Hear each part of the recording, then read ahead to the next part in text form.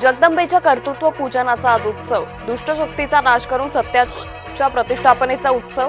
आज विजयादशमी म्हणजेच दसरा। सरकारचा जनतेशी सुसंवाद नसेल तर असंतोष जन्मत, मात्र असंतोष व्यक्त करण्याची सध्याची पद्धत चुकीची, सरसंघचालक मोहन भागवत यांचं वक्तव्य। आमचा दसरा मेळावा ही आमची संस्कृती, लोक आले किंवा नाही आले तरी मेळावा होणारच। पूर संकटाच्या पार्श्वभूमीवर पंकजा मुंडे यांचा मेळावा। पंतप्रधान नरेंद्र मोदी गांधी जयंतीनिमित्त राजघाटावर, महात्मा गांधींना पंतप्रधान मोदींकडून अभिवादन। भारतीय संस्कृती आणि परंपरेचं रक्षण हिंदूंनीच केलंय, सरसंघचालक मोहन भागवत यांचं सुस्पष्ट वक्तव्य। आज धम्मचक्र प्रवर्तन दिन, नागपुरात मुख्य सोहळा, दीक्षाभूमीवर कडेकोट सुरक्षा।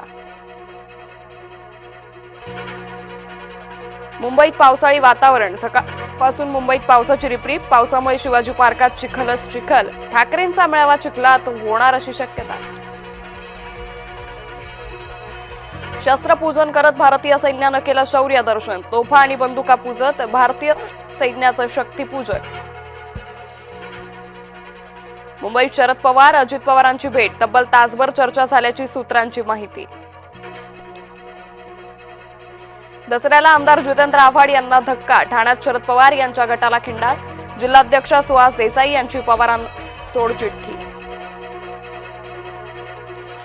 शेतकऱ्यांना तात्काळ मदत करा, कागदी घोडे नाचवू नका, सरकारी मदतीवरून उद्धव ठाकरेंचा हल्लाबोल, सरकारनं ओला दुष्काळ जाहीर करण्याची मागणी।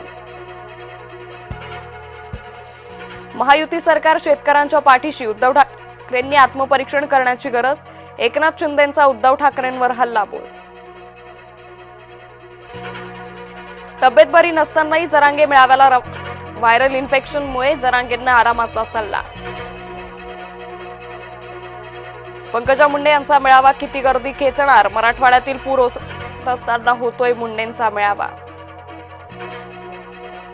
आदिवासी आरक्षणासाठी धनगर समाज आक्रमक, राज्यभरात अनेक ठिकाणी रास्ता रोको आंदोलन।